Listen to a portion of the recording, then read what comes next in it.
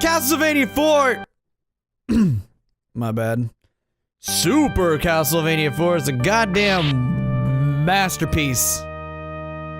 That's what you want me to say. But let's be real here. The reason why it's so high and mighty is because Daddy is a Harvard alum, and now Little Legacy here just gets to waltz on in, because that's how this shit works. And you know, just all the other people working their asses off, and here comes little Castlevania Jr. But everyone knows that he didn't really earn his place among the upper echelon of higher educative society.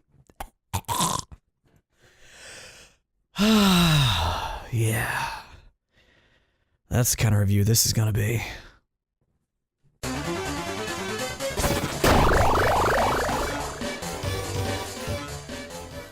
First, let me say, this game ain't bad, it's just really flawed. But these are supposed to be short, so let's just get to the chase. This game suffers from super generic syndrome, where everything's just really cliche and just doesn't feel special. Maybe this is because I played a lot of SNES games or SNES games, but I mean, they use the same organ like 90% of the songs, and this fucking whip sound is like a cat whooping up a hairball, and it's just so much louder than everything else. The music pieces that are actually good don't feature an organ 100% of the time, like the sick flute solo in the water level and the remade earlier Castlevania songs. A couple other things to point out is just, in general, any song that just doesn't have the fucking organ in it is actually not that bad. They just overplay that organ way too much. Gameplay isn't horrible, it's definitely an improvement over the older games, but for as agile as you seem to be, compared to other things, it doesn't really mean much. The swing hooks are a cool addition, but the problem is, and maybe I just suck at it, but even in Metroid, these are just not very user-friendly. I can do them, yeah, but every single time I see one, I'm just like,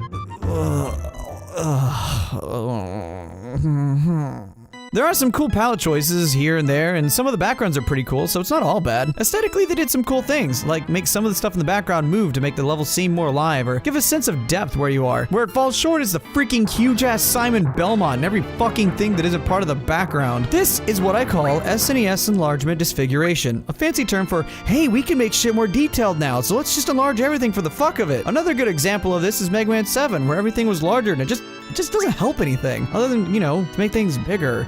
It cuts off your view from the rest of the map and makes things just more pixelated than they could have been. And it's just, come on guys, look at it, it's just really fucking obnoxious. Oh, and as cool as that fence shit was at the beginning, it was also really pointless, since A, it never shows up again, and B, it just makes the screen really cluttered. There's a lot of moving things going on here, and you're moving, and the background's moving at a different pace than the foreground. It just made no sense. It's like, hey, look at all these things that we could do. We just did it because we can. Some of the monster designs are pretty uninspired, and by that I mean they're basically just clones from things of different games. With Castlevania, I know you can expect a lot of enemy recycling, but I'm not talking about that. I'm talking about these weird leaf men and the hedgehog thing. Gotta roll fast! Not like this!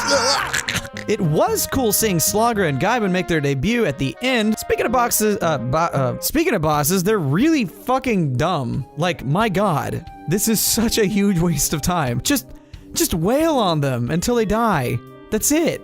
Just beat the shit out of them until they're dead.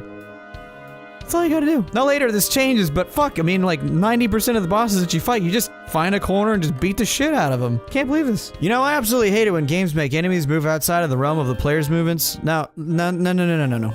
What I mean is, some shit just moves way faster than you, or moves in curves, whereas you're stuck in moving in one of the 8 directions, and you have really no way of evading. A welcome addition in the future installments. The Slagra fight plays really close to the point of annoyance, but there is some skill involved, so it kind of makes up for that. Other times you just kind of get lucky, like there may be a way to trigger Death's vacuum thing, but fuck man, I don't know. I just happened to get lucky that time. Other times, just no fucking way.